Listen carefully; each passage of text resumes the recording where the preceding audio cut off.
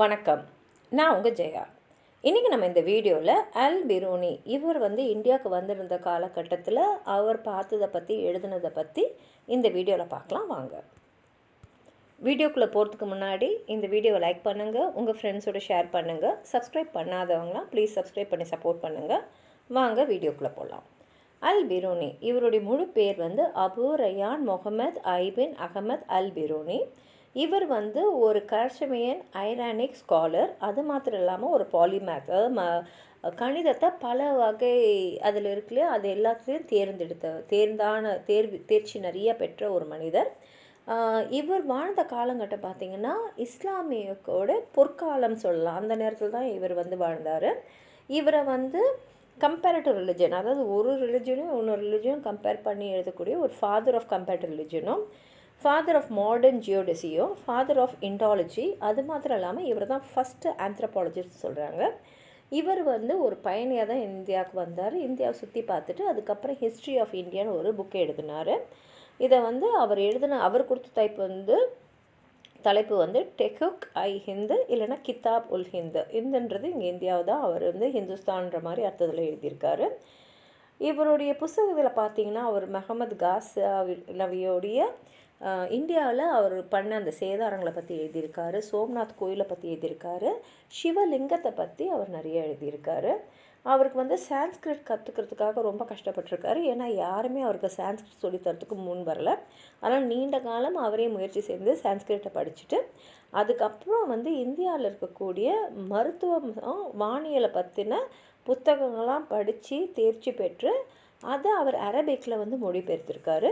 இவருடைய புஸ்தகமான கிதாப் உல் ஹிந்த், அதாவது இந்தியாவுடைய வரலாறு புஸ்தகத்தை எட்வர்ட் சச்சு தான் மொழிபெயர்த்திருக்காரு. அதுக்கப்புறம் பூ அலி சின்னா, அதாவது அவிசீனான்னு சொல்லக்கூடும்.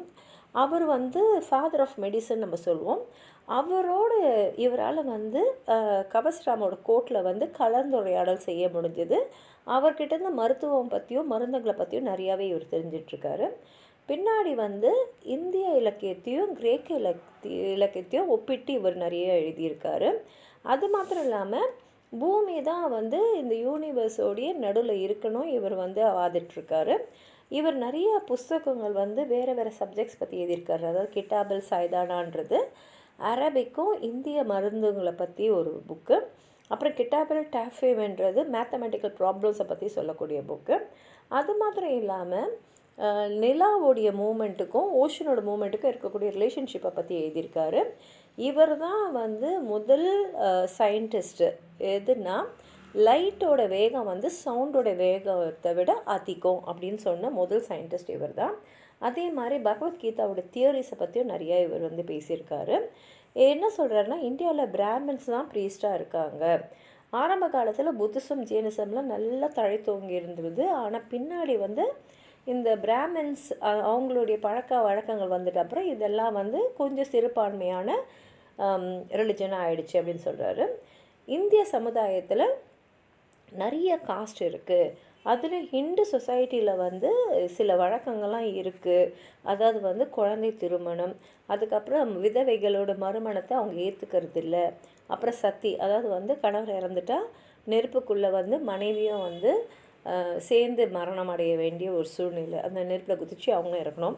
அப்புறம் ஜவஹர்னா ஒரு மன்னர் போருக்கு போய் தோத்துட்டாருன்னா அப்போ அரண்மனையில் இருக்கக்கூடிய அந்த பெண்கள், மன்னர் பரம்பரையை சேர்ந்தவங்க எல்லாருமே சேர்ந்து ஒரு பெரிய தீயை ஏற்றி அதில் குதித்து அவங்க உயிரை மாச்சிப்பாங்களாம். ஏன்னா பகைவர் கையில் நம்ம மாட்டிக்கிட்டோன்னா நம்மளுடைய வாழ்க்கையே ரொம்ப கொடூரமாகிடும் அப்படின்னு.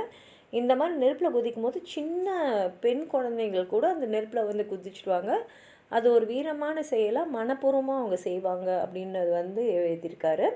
டௌரியை பற்றி ஒரு எழுதலை. ஆனால் ஸ்ரீதானம், அதாவது கன்னிகா தானம், பெண்ணுடைய தகப்பனும் அம்மாவும் அந்த பெண்ணை அவங்க போகக்கூடிய அந்த குடும்பத்துக்கு தானமாகவே தரக்கூடிய ஒரு பழக்கம் இங்கே இருக்குது அப்படின்னு சொன்னார். அதுக்கப்புறம் பார்த்திங்கன்னா ஹிந்துஸ் நிறைய கடவுள்கள், அதாவது ஆண் கடவுள் பெண் கடவுள்லாம் வழிபடுறாங்க. உருவ வழிபாடு இங்கே இருக்குது. அதே மாதிரி பிராமின்ஸ் மட்டும்தான் இந்த ஹிந்து டெக்ஸ்டெல்லாம் வந்து படிக்கிறதுக்கு அவங்க மட்டும்தான் உரிமை, அவங்களுக்கு மட்டும்தான் இருக்குது.